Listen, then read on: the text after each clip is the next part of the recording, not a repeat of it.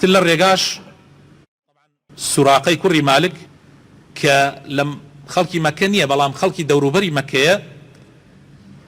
خەبەری ئەو خەڵاتەی بیستووە ئەڵێ شوانێک هاتەوە وتی لە ناو جەماعەتە دانیشتو بووم وتی دوو حشترم بینی و لەگەڵ دووسێ کەسە تارمایەکان دیارە وا گومانە بە محەممەد و هاوڕێکەی بێ ئەڵێ منیش وتم بە تۆ خەریکی چیتەوە فڵان و فڵانە ئەوان نین ئەڵێ بە درۆ ناوی دوو کەسی ترم هەڵدا و ئەڵێ دوای ئەوە سواری ئەسپەکەم بم و شمشێر و ئەمانم هەڵگر لەگەڵ خۆما و کەوتمە شوێنیان بۆ ئەوەی ئەو خەڵاتم دەستکەوێ ئەوە بوو ئەگاتە نزیکیان ئەبوو بەکر بەرەکاتە دواوە ئەیبینێت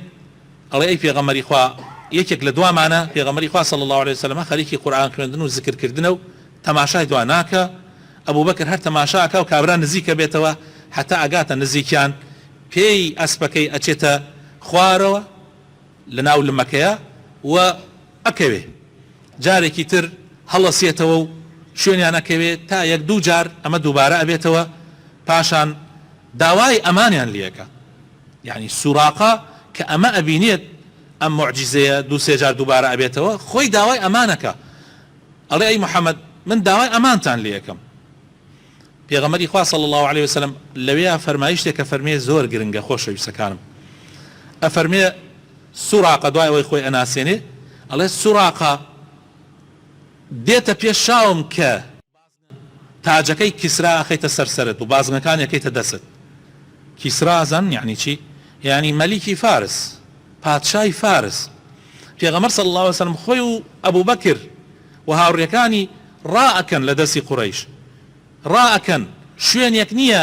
ئەمان بێ و خۆیانی تیا بشارنەوە لەو کاتە پێغەمبەر صلی الله عليه وسلم مژدەی تاجەکە و بازنەکانی کیسرا ئەدا بە کابرایە کە شوێنیان کەوتووە بیانگرێ لەبەر خەڵاتەکە پێغەمبەر صلی الله عليه وسلم مژدەی پێ ئەدا ئەڵێ وەکو بڵێ بە پێش چاومەوەی سوراقە کاتێ تاجی کیسرا و بازنەکانی تاجەکەی لەسەرتایە و بازنەکانیشی لەدەستایە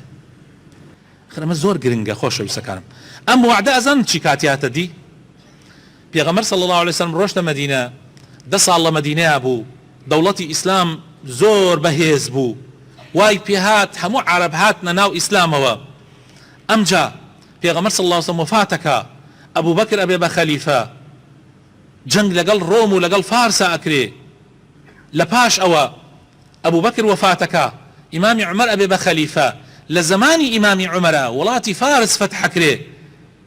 و کۆشکەکەی کیسرا ئەکەوێتە بەردەستی مسلمانان و تاجەکە و بازنەکانی دێنن بۆ ئیمامی عومەر ئیمامی عومەریش بانگی سوراقە ئەکا و لە بەردەمی سەحابەکانە تاجەکە ئەکا بەسەری و بازنەکان ئەکا بەردەستی تەماشاکەن خۆشەویستەکان سەیر وعدی پێغەمبەرکان صلی الله عليه وسلم متمانەی تەواوی بەخوای پەروەردگاری خۆی هەیە و بە وعدی خوای پەروەردگار هەیە